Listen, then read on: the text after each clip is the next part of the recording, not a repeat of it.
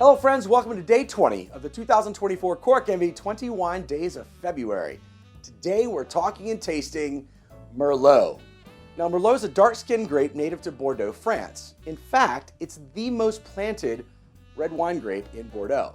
And as such, it's a major component in Bordeaux red wine blends, but it is also grown and vinified in every major wine region in the world. Now Merlot buds early in the growing season, making it susceptible to spring frost. It prefers cooler soil, such as clay, underground. The loosely bunched berries of Merlot are also susceptible to downy mildew and rot later in a growing season. Now, Merlot generally ripens a couple of weeks before its blending counterpart Cabernet Sauvignon, and it has a tendency to become overripe within only a day or two, so choices about picking times are essential for potential winemakers and growers. Now, as a single variety wine, Merlot will typically be made in one of two styles. So the Old World style Merlot tends to be medium-bodied, a bit more fresh, fruity, and live, with higher acid in the finished wine. New World style Merlot wines typically are fuller-bodied with notes of more ripe fruits, tannins, and higher alcohol content. In a blend, particularly with Cabernet Sauvignon, Merlot brings a hint of body and texture to the table there.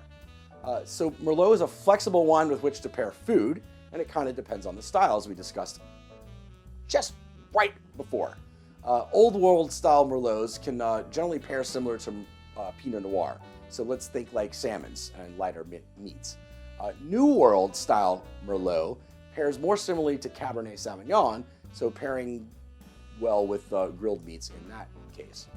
So that brings us to today's wine. And today, friends, we have the 2020 Charles Krug Merlot from Napa Valley, California. In the glass, you can see lighting or anything be damned. This is a dark, inky purple color. On the nose, blackberry notes prevail, and I'm getting a hint of vanilla in there as well. Let's have a taste. Nice. All right. The palate brings the blackberry and vanilla the nose suggested. This one for me is a bit lighter bodied than I expected, to be honest, but the acid and kind of velvety smooth tannins, this actually kind of hits me as like an alcoholic blackberry creamsicle. It's pretty delicious. And like every note lingers on what I'm going to call a medium long finish. Now, as for pairing with this one, I am indeed going to go with some grilled meat. This is a New World style wine. But this one specifically, I'm going with a thick ass ribeye because I think the creamy fat marbling of the steak will kind of be a perfect combination with the wine. All right. Now let me address the elephant in the room here.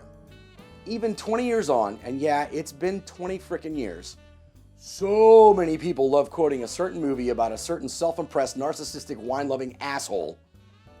And you know the quote, no Merlot. Well, mates, I'm here to tell you, like every other wine on the planet, there are good ones and bad ones. And given Merlot's flexibility between the vineyard and the glass, let's not discount an entire variety of wine because you happen to have a shit one on one occasion or because some supposedly highbrow movie character told you to. Well, that's all I have to say about that. So let's move on to today's haiku. Here we go. No f***ing Merlot is like saying no to life. Miles can f*** right off. Well, that's day 20 in the books, friends. We're down to single digits starting tomorrow. As always, thanks for watching and sharing and commenting and, I don't know, maybe giggling and supporting on or off camera all of my imbibing and shenanigans. Hope you're having a great week so far. Until tomorrow, remember to be nice, be safe, and be happy. Cheers, mates.